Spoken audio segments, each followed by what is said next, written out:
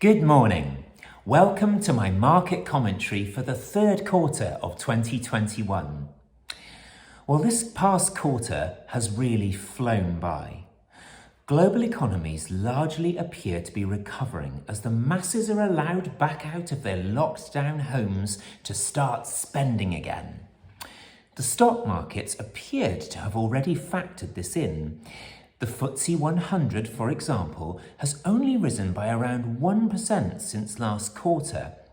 This flatter behaviour is actually a relief as we notice markets starting to consolidate and volatility reducing considerably. All 8 of our Thomas & Thomas model portfolios comprehensively beat the FTSE 100 over the past 3 months, which was very pleasing, with the underlying fund managers finding opportunities to exploit pricing differences in the aftermath of the great pandemic crash. Many of you will know that I never like to sit back on our laurels. There's always a however. Investors are quite rightly more concerned now about inflation, and this is the first key observation that I believe is slightly holding markets back. The unintended consequence of so much monetary stimulus to widen the money supply is inflation. I've spoken about this at length before, so I won't dwell on this point. You can read or view more on our website. But we can all see now how inflation is starting to affect our everyday lives. The original prediction by central banks and experts back in the spring was of a short blip. During April, we experienced the sharpest rise in inflation since the 1980s, and this train is not yet showing signs of slowing down. Therefore, we've gone into this review with a firm eye on our fixed interest bond funds, as we need to prepare for the possibility of a rate hike or even just a tapering in promised stimulus.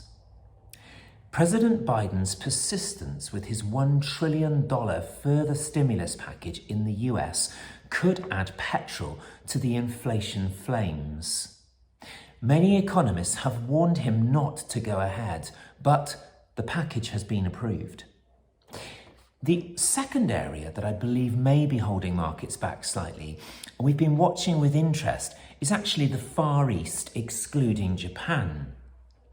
These mainly emerging markets have struggled throughout this quarter. They're less equipped to cope with the fallout of the pandemic, and they work best on a weaker US dollar. Now, the US dollar started to strengthen this quarter, which held these markets back.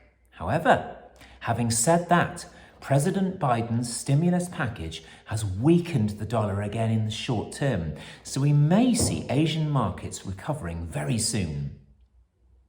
We go into this quarterly review in great shape. The ethical funds have once again surprised to the upside.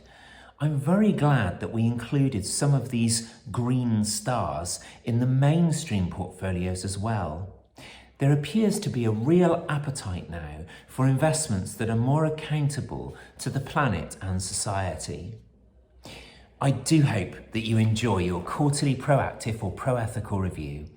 We do need to make some changes to some of the portfolios this quarter, so I shall be waiting for urgent permissions to do so. We will also be rebalancing all 8 models, so don't panic if you get some paperwork. We've just been busy rebalancing. If there's anything further that you need from us, please don't hesitate to call or email. We're here for you 100%. My very best wishes as ever, and I'll be in touch soon.